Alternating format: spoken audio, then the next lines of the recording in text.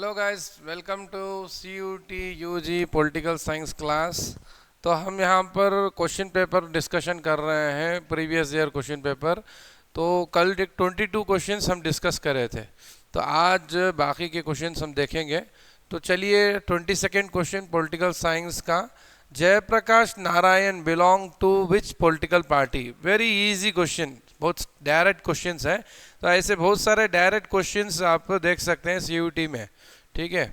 अब communist party है, भारतीय जनसंघ है, सोशलिस्ट पार्टी है, स्वतंत्र पार्टी है।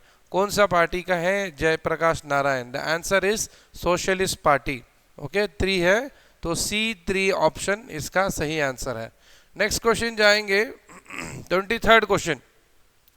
23rd क्वेश्चन में देखिए, एक तरफ लीडर्स के नाम दिए गए हैं, दूसरे पॉलिटिकल पार्टीज के नाम दिए गए हैं। तो आप politics in independence in India since independence जो बुक है, उसके जो चैप्टर्स मैंने आपको पढ़ाया हूँ, उसमें मैंने लीडर्स के स्पेशल स्लाइड्स दिखाए हैं। ठीक है, नेहरू हो, इंदिरा गांधी हो, अब्दुल कलाम आज़ाद हो, ऐसे कई सारे ऐसे दंगे या श्याम प्रकाश मुखर्जी, अशोक मेहता, इन सब के बारे में वहाँ पर दिया गया है। तो उसे आप थोड़ा तरो से पढ़ेंगे तो ऐसे सवालों को आप आंसर कर सकते हैं इजीली। तो इसमें इजीली अगर आप डायरेक्टली बोल सकते हैं तो उसका ये क्या होगा, ऐसे दांगे, ये जाहिर सी बात है कि ये कम्युनिस्ट पार्टी ऑफ इंडिया के हैं। ठीक है, जो कल मैं आपको बता रहा था कि कैसा हमको आंसर करना है, तो एलिमिनेट करके जो गलत आंसर है उसे एलिमिनेट करके भी हम कर सकते हैं। जैसा कि अगर हम देखें तो A4 आना चाहिए, तो अगर इसमें देखेंगे तो सिर्फ एक ऑप्शन 3 में A4 है, तो दूसरे सब गलत है। ठीक है, खैर वो एक चीज़ है, लेकिन हम दूसरा देखेंगे कि ये लीडर्स कौन से पार्टी के हैं। श्याम प्रकाश मुखर्जी अगर देखेंगे तो उस वक्त भारतीय जनता पार्टी नहीं थी, बल्कि भारतीय जनसंघ थे। तो भारतीय जनसंघ जो पार्टी थी उसके थे श्याम प्रकाश मुखर्जी। देन अगर मीनू मसानी अगर देखेंगे तो ये स्वतंत्र पार्टी से थे। ठीक है। Then Ashok Mehta was from Praja socialist party. ठीक है, तो ये सही आंसर है इसका 3। नेक्स्ट चलेंगे 24th question. Identify the leader who said in 1963 that all senior Congressman should resign from the office to make way for younger party workers. यानी कि वो कौन से लीडर थे जो 1963 में बोला कि सीनियर जो लीडर्स है वो सब लोग क्या करना है, ऑफिस से अपना जो ओहदा रखे हैं उसमें से वो रिजाइन करना चाहिए ताकि यंगस्टर्स को वहाँ पर जगह दी जाए। तो ये है कामराज का फार्मूला भी कहा जाता है इसे, के कामराज जो कांग्रेस लीडर से तमिलनाडु से, जिनको काला गांधी भी बोला जाता है, उनका विचारधारा ये था, वो आइडिया था कि कांग्रेस में ज़्यादा ओल्ड पीपल आते जा रहे हैं और यंगस्टर्स को जगह नहीं है, तो इसलिए ओल्ड पीपल को क्या करना है, उनको रिजाइन करना है अपने ऑफिस पोजीशन से। तो ये बोला था कामराज ने। तो एक इम्पोर्टेंट सवाल है। नेक्स्ट चलेंगे 25th क्वेश्चन। इसमें आप देखिए, एक तरफ instrument of accession, merger agreement, Vishalandhra movement, state reorganisation commission वगैरह दिया गया है। लिस्ट 2 में हम इसको मैच करना है। ठीक है, तो इंस्ट्रूमेंट ऑफ एक्सेशन क्या है?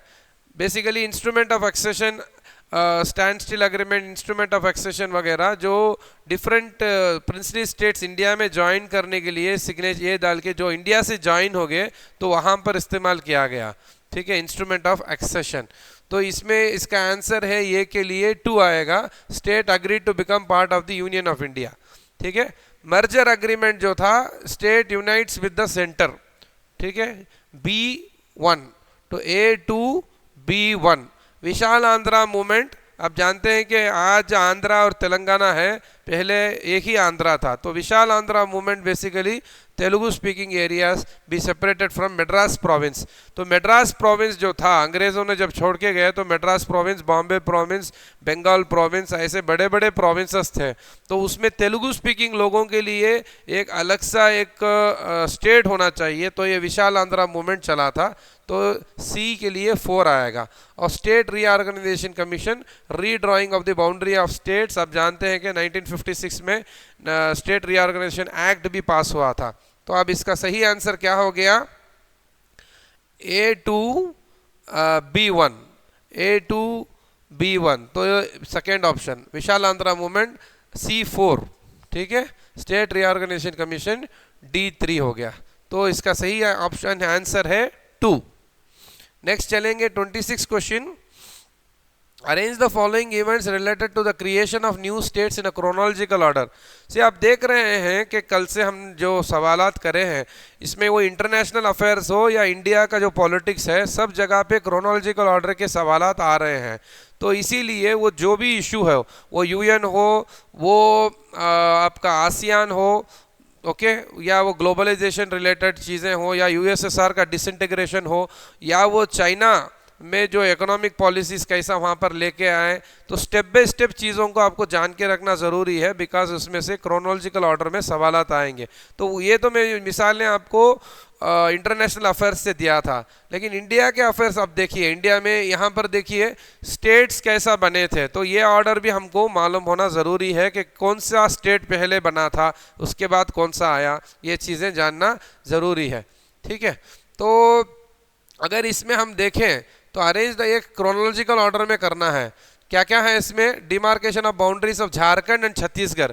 तो ये चीज़ तो आप पता है आपको कि 2000 में हुआ था, ठीक है। झारखंड वगैरह छत्तीसगढ़ स्टेट्स वगैरह बने थे, बिहार से अलग करके झारखंड बना था, और मध्य प्रदेश से अलग करके छत्तीसगढ़ बना था, और उत्तर प्रदेश से उत्तराखंड बना था। ये सब स्टेट्स 2000 में बने थे, तो इसका ईयर है 2000, ठीक है। अगर हम आंध्रा की बात करें तो आंध्रा पहले ही बन चुका था। आंध्रा हम देखते हैं कि पहला स्टेट है जो लैंग्वेज के बुनियाद पर बनाया गया था। Creation of Himachal Pradesh on the basis of geographical zone, ठीक है। यहाँ पर देखिए very interesting point is that 1948-47 में ही एक यूनियन टेरिटरी ये बन गया था, कौन सा? हिमाचल प्रदेश। लेकिन यहाँ पर बात हो रही है स्टेट की, ठीक है। तो यहाँ पर स्टेट की बात हो रही है, तो उसका जो है 1970s में हिमाचल प्रदेश नया एक स्टेट बनता है। और उसके बाद देखेंगे तो formation of Maharashtra and Gujarat है, और फॉर्मेशन ऑफ मेघालय है, ये 1960s में बन जाता है। तो इसका सही आंसर क्या होगा? तो ये जो है इसका सही आंसर आप देखेंगे, इसमें सबसे लेटेस्ट जो हुआ है ये 2000 में जो हुआ है ये है, ठीक है।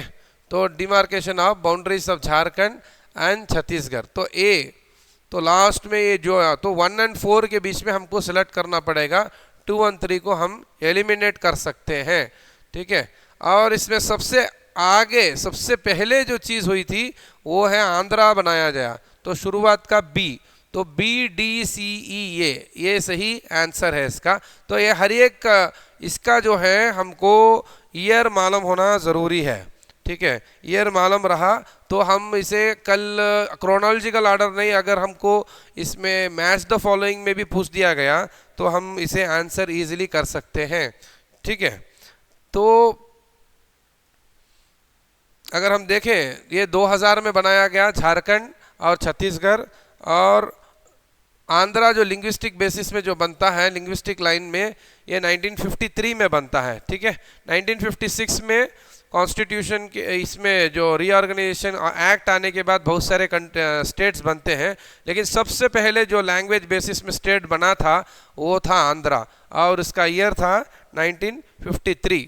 And then creation of Himachal Pradesh अगर हम देखेंगे तो ये 1971 में स्टेट बनता है, ओके। अगर यूनियन टेरिटरी ऑफ हिमाचल प्रदेश देखेंगे तो 1948 में ही बन जाता है, लेकिन यहाँ पर सवाल जो है न्यू स्टेट के बारे में है, तो हिमाचल स्टेट बनता है 1971 में। और अगर मेघालय और महाराष्ट्र और गुजरात कब बाइफरकेट होते हैं, अगर इसका हम देखें तो 1960 में होता है, और मेघालय फाइनली 1972 में मेघालय फॉर्म होता है, ठीक है। तो इसके बुनियाद पर हम इसके ये ऑप्शन 1 को जाएंगे, सो 1 इज द राइट आंसर। तो इसके ईयर्स आप याद रखें, ठीक है। Again I repeat the years. तो पहली चीज़ ये झारखंड का 2000 है, और आंध्रा जो लिंग्विस्टिक बेसिस में बना था ये 1953 था, और हिमाचल प्रदेश जो स्टेट बना था वो 1971 बना था, और फॉर्मेशन ऑफ महाराष्ट्र और गुजरात जो अलग अलग हुआ था ये 1960 में हुआ, और फॉर्मेशन ऑफ मेघालय, मेघालय अलग एक स्टेट जो है 1972 में बनता है, और इसका सही ऑर्डर अगर क्रोनोलॉजिकल में देखें तो 1 आएगा सही answer. Let's us go to the next question, 27 question. The first state of India to hold elections based on universal adult franchise. ये चीज़ भी आपको कोई सवाल इसमें बाहर से नहीं है, सब चीज़ हम डिस्कस कर चुके हैं ऑलरेडी क्लासेस में। तो हमारे वीडियोस को आप सही से देखें, उसे फिर से 1 से 2 मरतबा अगर देखेंगे तो सब कंटेंट उसमें कवर किया गया है। कौन सा आंसर सही है? Maharashtra, Rajasthan, Kerala, Manipur. Actually the correct answer is, shocking answer है बट अगर आप सही से पढ़ेंगे तो easily you can answer it. ये सब स्टेट्स बाद में आए थे, बेसिकली मणिपुर में जो है ना 1948 में ही, ओके 1948 में ही मणिपुर में यूनिवर्सल अडल्ट फ्रेंचाइज के बुनियाद पर इलेक्शंस होते हैं। तो कौन सा स्टेट इंडिया का था जो पहले मर्तबा, फर्स्ट टाइम, सबसे पहले आगे यूनिवर्सल अडल्ट फ्रेंचाइज के बुनियाद पर इलेक्शंस किए। इससे पहले भी इलेक्शंस होते थे प्रोविंसेस में, लेकिन वो यूनिवर्सल अडल्ट फ्रेंचाइज के ऊपर नहीं होते थे। ठीक है, तो सही आंसर है 4, D4 is the right answer, Manipur. अब चलते हैं 28th question, first 5 year plan of independent India. तो इसके बारे में यहाँ पर पूछा जा रहा है कि कौन सा इसमें करेक्ट है। Choose the correct answer from the options given below. First 5 year plan के बारे में हम जानते हैं कि वो एग्रीकल्चर रिलेटेड मेनली फोकस था। ठीक है, तो सेकेंड 5 ईयर प्लान इंडस्ट्री के ऊपर फोकस था। तो अब चलें, ये ऑप्शन, ये स्टेटमेंट क्या बोल रहा है? It address the agrarian sector, सही है। Investment in dams and irrigation facility were given priority, ये भी सही है क्योंकि एग्रीकल्चर रिलेटेड ही डैम से वाटर रिसोर्सेस को ये करना था, ये भी किया गया पहला 5 ईयर प्लान में, सही है। थर्ड जो सी ऑप्शन जो बोला गया statement, planners wanted to raise the national income through rapid industrialisation, ये गलत है, ये आगे सेकेंड 5 ईयर प्लान में आता है, तो हम ये सी को छोड़ देंगे। और चौथा जो डी ये स्टेटमेंट बोला गया है, it was formalise by PC Mahalanobis, ये भी गलत है क्योंकि ये जो है इंडस्ट्रियल जो रेवोल्यूशन जो हुआ था, industrial policy, second 5 year plan ही महालनोबिस का उसमें मेन फोकस था, तो डी भी गलत है। ठीक है, it focused on land reforms in agriculture sector, ये सही है। तो agriculture, water irrigation, land reform, ये सब चीज़ें एग्रीकल्चर रिलेटेड ही हैं। तो इसके सही आंसर अगर हम देखेंगे ए, बी एंड डी। ठीक है, A, B and D, fourth option is the right answer, C, D इसमें नहीं आएगा। तो यहाँ बात हो रही है फर्स्ट 5 ईयर प्लान की। ठीक है, आई hope you understood this. Fourth इसका सही आंसर है D4। नेक्स्ट है 29th क्वेश्चन जाएंगे, choose the correct option with respect to India's nuclear policy. ठीक है, न्यूक्लियर पॉलिसी, आप देखिए वेरी इंटरेस्टिंग पॉइंट, आपको ये गौर करना है कि सवाल यहाँ पर करेक्ट है या इनकरेक्ट है, क्या है देखना है स्टेटमेंट। ओके, तो इसमें कंफ्यूज आपको होना नहीं है क्योंकि यहाँ पर देखिए चूज द इनकरेक्ट ऑप्शन, मैं भी पढ़ते वक्त आपको करेक्ट ऑप्शन बोल दिया, एक्चुअली इनकरेक्ट ऑप्शन पूछ रहा है। ठीक है, ये स्टेटमेंट से कौन सा गलत है वो आपको चूज करना है। ठीक है, तो ये चीज़ ध्यान में रखें, 1 से 2 मरतबा सवाल को पढ़ें अब आंसर करने से पहले। अब देखिए इनकरेक्ट ऑप्शन क्या है, Nehru had always put his faith in science and technology, सही है। एक्चुअली इंडियाज न्यूक्लियर पॉलिसी वगैरह शुरू होना, बहुत सारे चीज़ें इसरो से लेके बहुत सारे चीज़ें जो इंडिया में बनी थी, वो नेहरू का वो साइंटिफिक टेम्पर को जो बढ़ाने का था, उनको मेन फोकस जो साइंस एंड टेक्नोलॉजी में वो डालना चाहते थे, उसके बुनियाद पर बना। तो पहला स्टेटमेंट सही है, लेकिन हमको सही स्टेटमेंट्स चूज करना नहीं है, हमको गलत स्टेटमेंट्स चूज करना है। तो पहला स्टेटमेंट हम नहीं लेंगे। Communist China conducted nuclear test in 1960, ये स्टेटमेंट गलत है। कम्युनिस्ट चाइना जो है न्यूक्लियर टेस्ट 1964 में करता है। ठीक है, तो ये स्टेटमेंट गलत है, हम इसे ले लेंगे क्योंकि हमको इनकरेक्ट स्टेट में ऑप्शंस को ही लेना है, तो बी को ले लेंगे हम। और एक इंटरेस्टिंग पॉइंट देखिए, चाइना, कम्युनिस्ट चाइना 1964 में टेस्ट करता है और इंडिया 1974 में टेस्ट करता है, 10 साल का गैप है। ठीक है, ऐसा आप कनेक्ट करके, एक ही चीज़ है ना बेसिकली न्यूक्लियर टेस्ट करना, तो चाइना ने 1964 में किया, इंडिया ने 1974 में किया, ऐसा आप याद रखें इसे। ठीक है, अब देखिए ये बी स्टेटमेंट गलत है तो हम इसे ले लेंगे बिकॉज हमको इन गलत स्टेटमेंट्स को ही चूज करना है। Next, the 5 permanent members of the UN security council did not impose the NPT on the world. Okay, NPT non proliferation treaty, हम इसके बारे में देखे थे कि ये पांच जो पावर है, ये सब के पास, ये पांचों के पास न्यूक्लियर पावर है। इन लोगों ने नॉन प्रोलिफरेशन ट्रीटी को लोगों के ऊपर थोपा, एक्चुअली जबरदस्ती किया, लेकिन यहाँ पर बोला जा रहा है डिड नॉट इम्पोज, तो ये स्टेटमेंट भी गलत है। ओके, तो 5 परमानेंट मेंबर्स जो है ना, रशिया है, चाइना है, फ्रांस है, ब्रिटेन है और यूएस है। तो ये 5 लोगों ने बोला कि सब देशों को आपको नॉन प्रोलिफरेशन ट्रीटी एक्सेप्ट करना पड़ेगा करके, ठीक है। तो लेकिन यहाँ पर जो बोला जा रहा है डिड नॉट इम्पोज, तो ये गलत स्टेटमेंट है, तो इसे भी हम ले लेंगे, बिकॉज हमको गलत स्टेटमेंट्स को ही चूज करना है यहाँ पर, ठीक है। बी सी आ जाएगा। India wanted to generate atomic energy for its security and use during war, तो ये भी गलत है, ठीक है, क्योंकि इंडिया जो है अपना एटॉमिक एनर्जी को वॉर के दरमियान यूज करने के लिए नहीं है, बल्कि एज ए डिटरेंट यूज करने के लिए रखा है।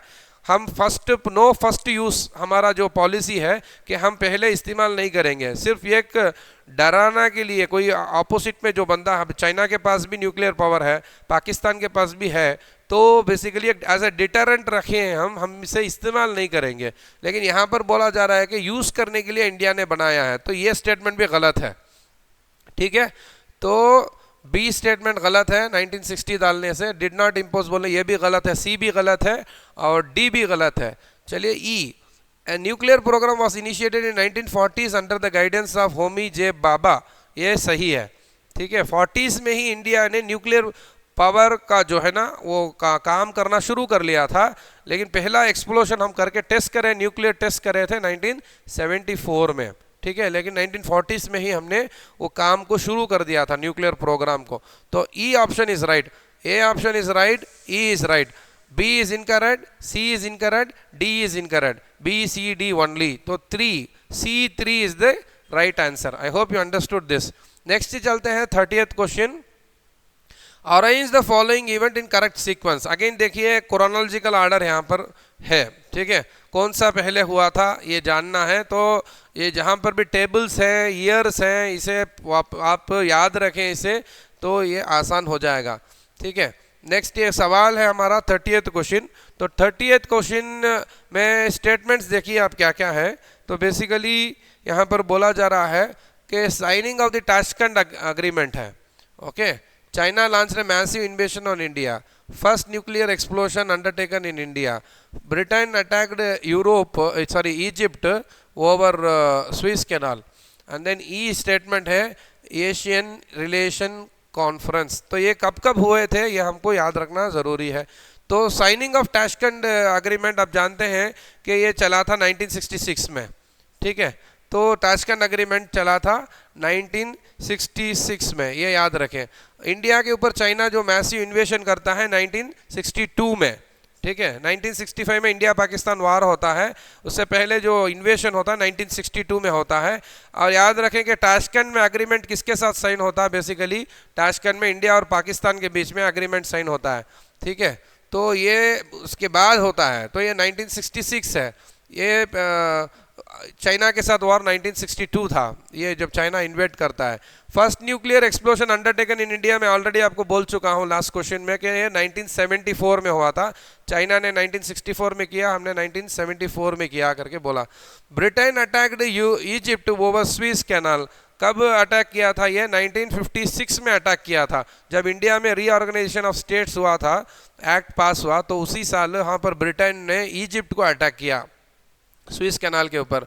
और ई ऑप्शन अगर हम देखें तो एशियन रिलेशन कॉन्फ्रेंस हुआ था 1947 में ही, जब हम आज़ाद हुए उसी साल में एशियन रिलेशन कॉन्फ्रेंस हुआ था, ठीक है। तो इसके ईयर्स अगर रख के बुनियाद पर हमको करेक्ट सीक्वेंस इसमें बोलना है। तो सबसे पहले जो इसमें आएगा एशियन रिलेशन कॉन्फ्रेंस, ई आएगा, ठीक है। तो ई, तो दो ऑप्शंस में ई है। नेक्स्ट क्या होगा? 1947 के बाद जो इसमें हुआ था वो है 1956, जब ब्रिटेन ने अटैक करा इजिप्ट को, तो ई के बाद डी आएगा, ठीक है। तो पहला ऑप्शन सही है, ई के बाद डी।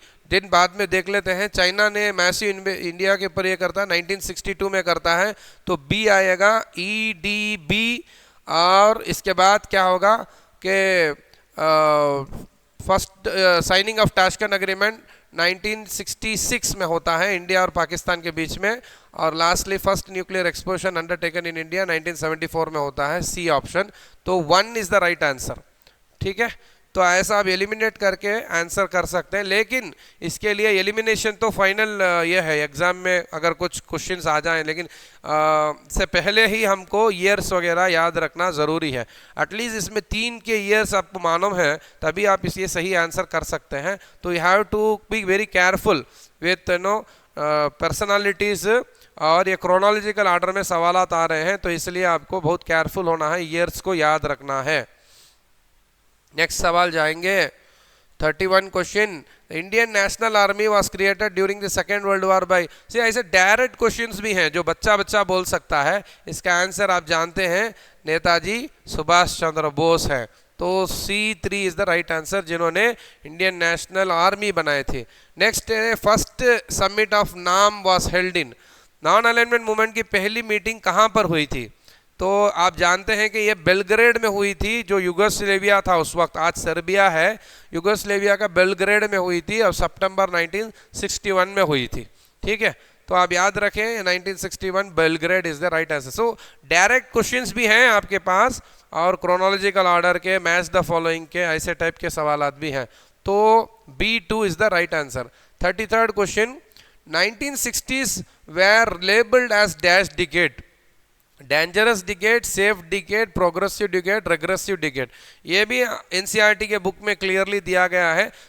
डिफरेंट ओपिनियंस रह सकते हैं लोगों की कि 1960s में डेवलपमेंट हुआ, यानी कि ये जो है प्लानिंग कमीशन का अच्छा प्लान्स चल रहे थे, रेवोल्यूशन आया, एग्रीकल्चर रेवोल्यूशन सब, लेकिन बुक में क्या आंसर दिया गया है उसी के ऊपर आपको मार्क्स भी दिए जाएंगे। तो 1960 को डेंजरस डिकेड बोला जाता, इसलिए कि 1962 में जब चाइना इन्वेड करता है, चीन जो है ना, भारतीय और चीन जो है ना, भाई भाई का कॉन्सेप्ट जो चलता था, ओके, हिंदुस्तान और चाइना को जो भाई भाई हैं, कुछ प्रॉब्लम नहीं होगा, पंचशील ये वगैरह था, लेकिन अचानक से इसके ऊपर अरुणाचल प्रदेश के जगह पे वगैरह ये इन्वेड करता है चाइना। तो ये 1962 में एक बहुत बड़ी आफत होती है इंडिया के लिए। ऐसा ही 1965 में इंडिया और पाकिस्तान का वार भी होता है। ठीक है, और बोल सकते हैं 1964 में पहले प्राइम मिनिस्टर जवाहरलाल नेहरू का डेथ हो जाता। 1967 में again second prime minister Lal Bahadur Shastri अचानक से ताशकंद इसमें रहते, ताशकंद में एग्रीमेंट साइन करने के लिए, वहाँ पर उनकी डेथ हो जाती। तो बेसिकली ये एक डेंजरस डिकेड करके माना जाता है। Okay, the right answer is dangerous decade, ये 1। ओके, 1960s को हम डेंजरस डिकेड बोलेंगे। 34th question, what is defection? Defection का मीनिंग क्या है? तो यहाँ पर 4 स्टेटमेंट्स दिए गए हैं। ये डिफेक्शन का मतलब ये है कि कोई एक बंदा एक पार्टी में एक टिकट उसके सिंबल से जीत के आता है, और जीतने के बाद वो अपनी पार्टी को चेंज कर लेता है, तो इसे कहते हैं डिफेक्शन। ठीक है, तो इसका सही आंसर 4 है। An elected representative living the party on whose ticket she or he has been elected. ठीक है, इलेक्शन होने के बाद चेंज करना। आज अगर कोई चेंज करता है तो एंटी डिफेक्शन लॉ उसके ऊपर पड़ता है, और उसकी जो सदस्य है एमएलए की, एमपी की, वो उससे चले जाती है। ठीक है, तो इसे डिफेक्शन कहते हैं, एक पार्टी से दूसरे पार्टी को जंप करना। 35th question, the special session of the constituent assembly traced with destiny was addressed by, ये आप जानते हैं, ये बहुत फेमस चीज़ है, जिसका स्पीच जो किसके साथ रिलेटेड है? पंडित जवाहरलाल नेहरू के साथ रिलेटेड है। जवाहरलाल नेहरू की तो आप जानते होंगे कि he was the first prime minister of India, discovery of India उनकी किताब थी, और ट्रेस्ड विद डेस्टिनी जो है उनका वो स्पेशल, वो एक फेमस एक स्पीच है जिन्होंने वो कॉन्स्टिट्यूएंट असेंबली में दिया था। ठीक है, तो सही आंसर है C3, पंडित जवाहरलाल नेहरू। 36 क्वेश्चन आएंगे। अगेन एक मैच द फॉलोइंग है, लिस्ट 1 और लिस्ट 2 देखें। पॉलिटिक्स ऑफ कॉन्सिक्वेंसेस एक तरफ है, caste based parties, personal law and gender justice, growing strength of regional parties एक तरफ, दूसरी लिस्ट में राइज ऑफ ओबीसीज है, शाहबानू केस है, अग्रीमेंट ऑफ इकोनॉमिक पॉलिसीज है और कोएलिशन गवर्नमेंट है। तो इसमें हमको चूज करना, ये करना है, मैच करना है कौन सा सही है। एक चीज़ यहाँ पर शाहबानू, ये नेम से ही आपको पता चल जाता है कि एक मुस्लिम नेम है, तो बेसिकली पर्सनल लॉ और जेंडर जस्टिस, वुमेन है शाहबानू, तो उसका रिलेट आप कर सकते हैं। शाहबानू का केस आप जानते हैं, ये हमने क्लास में भी डिस्कस किया है कि एक ओल्ड वुमेन जो है डाइवर्स हो जाता है और Shahbano goes to the court और कोर्ट में एलिमोनी देने के लिए कोर्ट बोलता है कि उनको मेंटेनेंस के लिए पेमेंट करना पड़ेगा। तो मुस्लिम पर्सनल लॉ में ऐसी चीज़ नहीं है कि वन टाइम सेटलमेंट है। तो बेसिकली जब कोर्ट में, सुप्रीम कोर्ट में यह आर्डर आ जाता है तो उसके बाद राजीव गांधी की गवर्नमेंट होती है, वो पार्लियामेंट सेशन बुला के एक कानून पास करता है। ठीक है, तो बेसिकली ये C2 है। अगर इसमें देखें आप C2, तो ए ऑप्शन, वन ऑप्शन सही आ जाता है। दूसरी चीज़ भी आप देख सकते हैं, पॉलिटिक्स ऑफ कॉन्सिक्वेंसेस क्या है, अग्रीमेंट ऑन इकोनॉमिक पॉलिसीज है। इकोनॉमिक पॉलिसीज को आप समझने, एक्सेप्ट करने से क्या होता है, कॉन्सिक्वेंसेस हो सकते हैं, तो A3 है। Caste based parties, rise of OBCs, other backward classes की ओबीसीज, थोड़ा मिस्टेक हो गया है, it's not yes, it is C। ठीक है, तो caste based parties, rise of OBC जब होता है, आप जानते हैं कि जो इसका जो कांग्रेस का हाइप होता है, सडनली वो नीचे गिरना होता है। उसका एक बड़ा रीज़न है कि OBC parties, other backward classes अपने खुद के पार्टीज बनाना शुरू कर लेते हैं। तो कास्ट बेस्ड पार्टीज B1। ठीक है, तो A3, B1, personal law and gender जैसे C2 and growth strength of regional parties is coalition government D4। ठीक है, A3, B1, C2 और D4, one option is the right answer. ठीक है, 37 question जाते हैं हम। Choose the correct option with respect to the development in 1990s।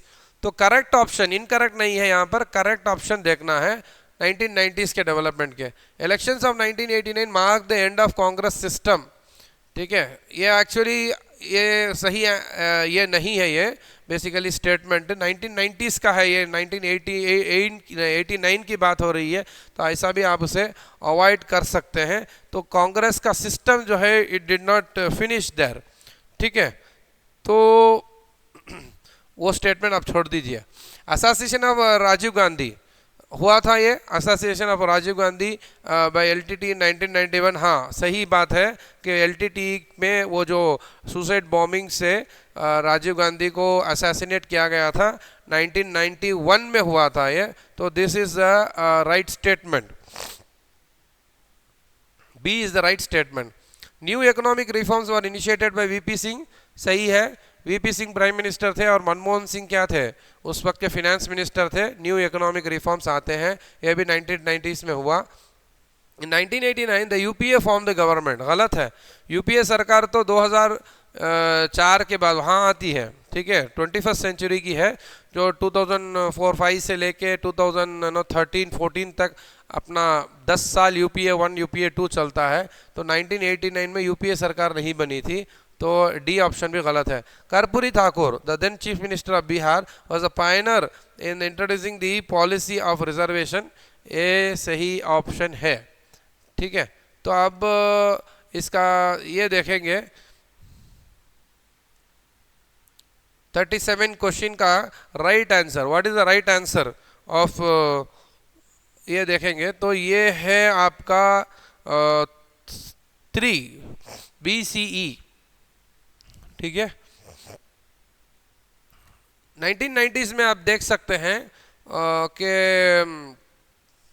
Reservation for OBCs भी आता है।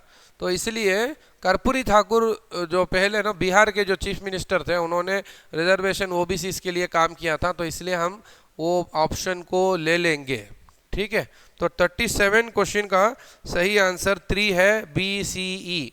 Next go to the 38 question. Place the statement events in sequence. Again देखिए chronological order sequence में सवाल आ रहा है with regards to expansion of democracy in Nepal. तो नेपाल में डेमोक्रेसी कैसा आया था, 4 स्टेटमेंट्स दिए गए हैं।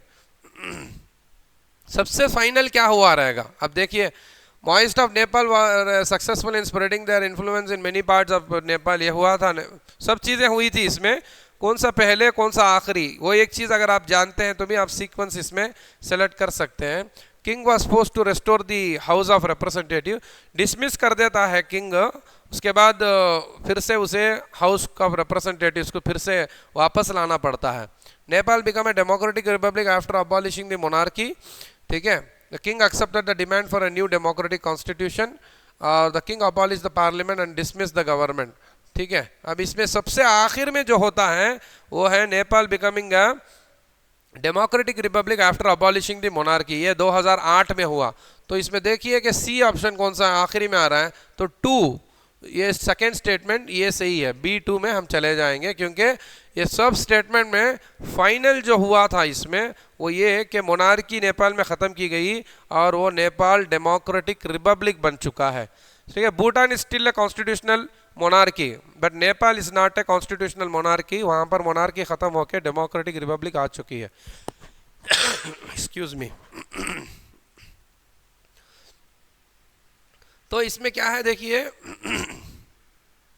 दूसरे स्टेटमेंट्स अगर हम देखेंगे तो इसमें पहले ये जो चीज़ होती है, king accepted the demand for new democratic constitution को एक्सेप्ट करता है किंग, लेकिन उस वक्त ये हो जाता है कि माओइस्ट बढ़ जाती है.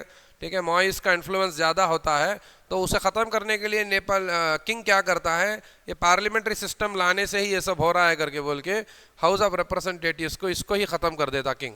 ठीक है, किंग पार्लियामेंट और इसे अबॉलिश कर देता और गवर्नमेंट को डिसमिस कर देता. उसके बाद बड़ा प्रोटेस्ट होता है नेपाल में, जो हाउस ऑफ रिप्रेजेंटेटिव्स को वापस लाना पड़ता है और उसके बाद फाइनली नेपाल डेमोक्रेटिक रिपब्लिक बनता है. तो second option is the right answer, B2 is the right answer. Next question जाएंगे 39. 39. The general elections of 1967 popularized the saying that one could take a train from Delhi to Howrah and not pass through a single Congress ruled state. हालत ऐसी हो गई थी कि जब लाल बहादुर शास्त्री का death होने के बाद कांग्रेस के ऊपर उम्मीद इतनी कम हो गई थी कि दिल्ली से लेके हावड़ा, मतलब आप यूपी बिहार वगैरह क्रॉस करके you can go to West Bengal, कहीं पर भी कांग्रेस की रूलिंग ये नहीं थी. Okay, Congress was not ruling. तो ये इससे क्या है, which is not does not relate. यहाँ पर भी देखिए एक twist, identify the option that does not relate with the saying. ठीक है, अब इसमें हमको ये एक ऑप्शन को चूज करना है. ठीक है, अगर पहली चीज देखेंगे तो एंड ऑफ कांग्रेस डोमिनेंस सही है, कांग्रेस डोमिनेंस जो चलती रही थी वो कम होता है, तो हम इसे छोड़ देंगे. हमको जो गलत स्टेटमेंट है इसके रिलेटेड नहीं होता है उसको चूज करना है. Growing popularity of non Congress parties, ये एक चीज़ है, ये भी सही है. नॉन कांग्रेस पार्टी का ये आके यहाँ पर आ गया था. ये SVDS जो था ना, ये बेसिकली पार्टीज अगर हम देखेंगे तो कोएलिशन थी है, तो बेसिकली विधायक दल है, ये समवर्त कुछ ये है, तो बेसिकली डिफरेंट पॉलिटिकल पार्टीज ये कॉमन कैंडिडेट को बना के कांग्रेस के खिलाफ खड़ाते थे. ठीक है, तो growing popularity of non Congress party भी सही है. Introduction of phenomena of coalition, ये हम इसके साथ नहीं बोल सकते बिकॉज कोएलिशन शुरू हुआ था, लेकिन इसका और पीछे 1970s 80s में वगैरह और ज़्यादा कोएलिशन पार्टीज़ का ये आता है. और 4 जो ऑप्शन है स्टेटमेंट जो दिया गया है, SBDS formed in different states by parties having identical ideologies. Okay, जो सोशलिस्ट पार्टीज वगैरह थी ये सब मिलके SPDS बनाते थे और अपना एक कैंडिडेट को खड़ा के जिताते थे. तो यही हुआ था, इनकी गवर्नमेंट्स भी ऐसा ही यहाँ पर बनी. तो इसमें अगर हम देखें कौन सा स्टेटमेंट कौन सा ऑप्शन इसके साथ नहीं जमता है, तो वो हो गया 3. तो C3 is the right answer, introduction of phenomenon of coalition. Next सवाल 40. अब आते हैं अगेन इंटरनेशनल रिलेशंस के सवालात. US invaded Iraq under the code name of operation Iraqi Freedom in the year which year.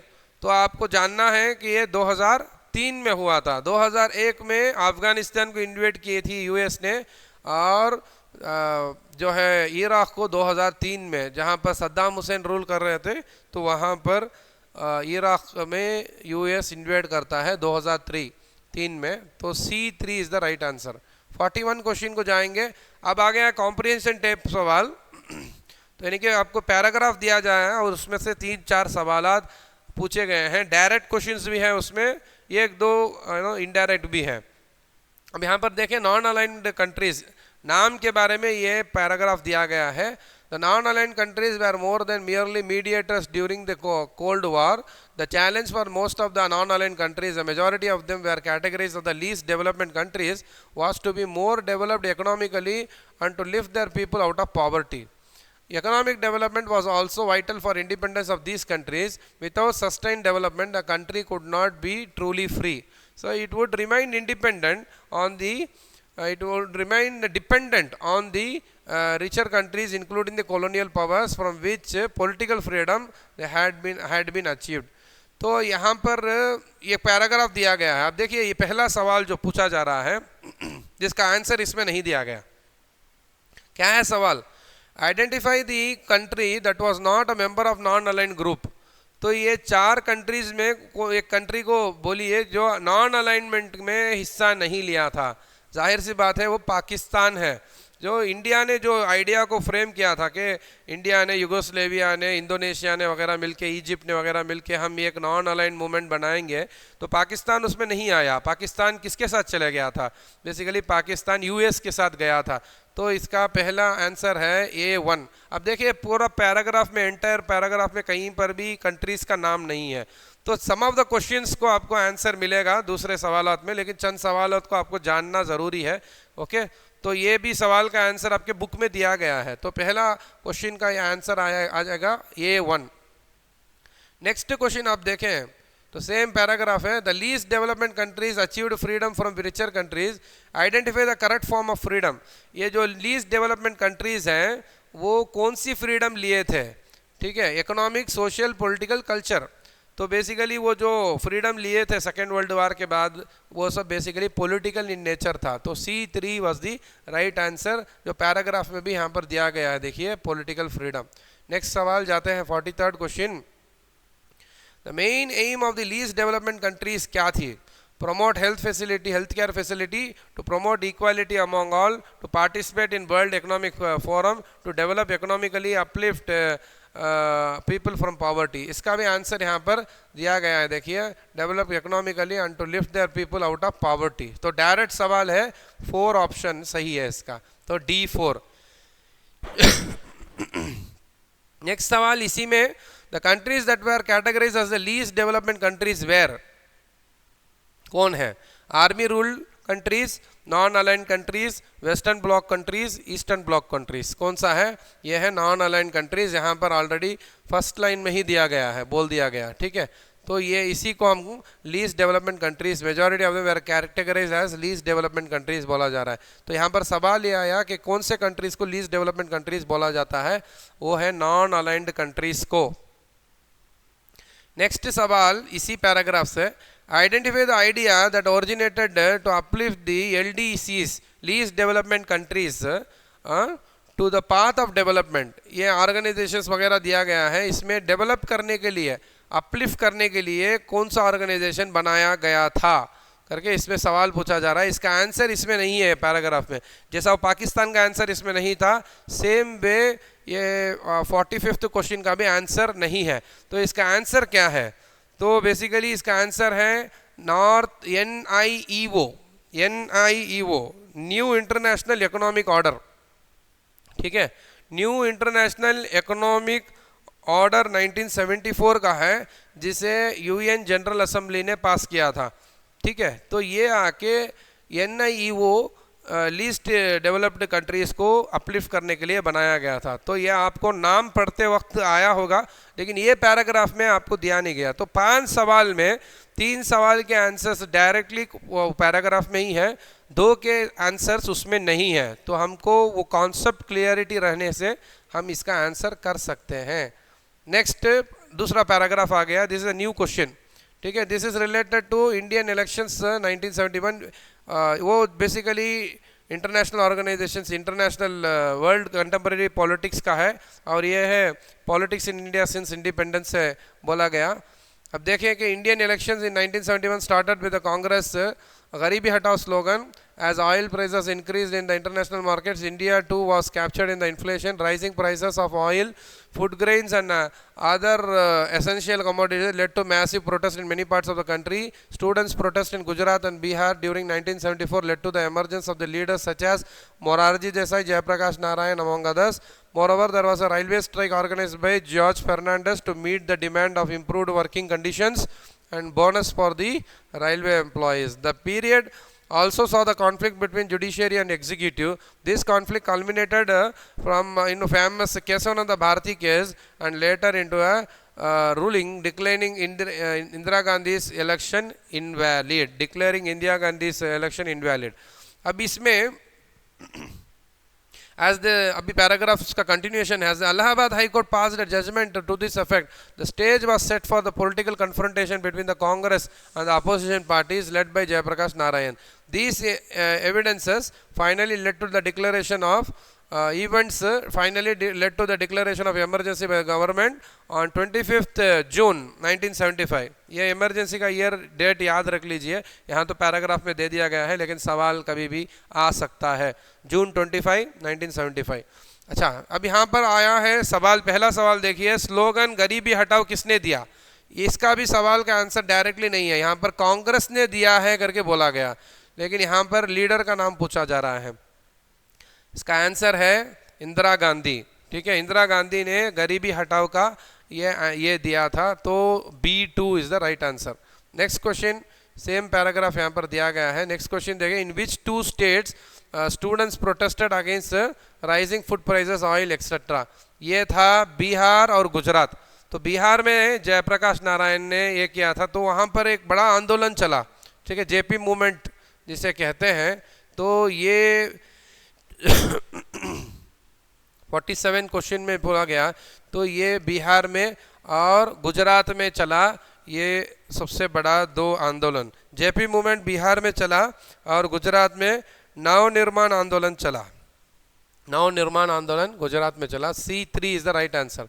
Next question है, who organise the railway strike? ये question का answer भी डायरेक्टली वहाँ पर पैराग्राफ में ही दिया गया है, आप देख सकते हैं, यहाँ पर दिया गया, देखिए, strike, railway strike organise by George Fernandes. तो ये आंसर इजीली आप दे सकते हैं।